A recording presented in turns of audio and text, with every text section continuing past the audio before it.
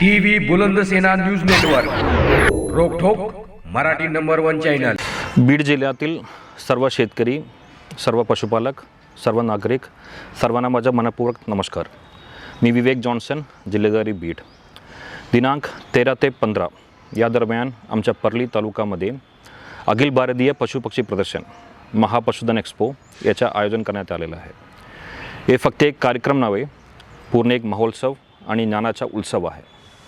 या कार्यक्रमाचा उद्घाटन माननीय मंत्री पंकजा मुंडे मॅम यांच्या हस्ते 13 तारखेला होणार आहे आणि बक्षीस वितरण आणि समारोह कार्यक्रम हे देवेंद्र फडणवीस मुख्यमंत्री महाराष्ट्र राज्य आणि सुनेत्रा पवार मॅम उपमुख्यमंत्री महाराष्ट्र राज्य यांच्या हस्ते स्तंभन होणार आहे। या पूर्ण कार्यक्रमामध्ये 800 पेक्षा जास्त याचा व्हरायटी पशुपक्षीचे प्रदर्शन होणार आहे।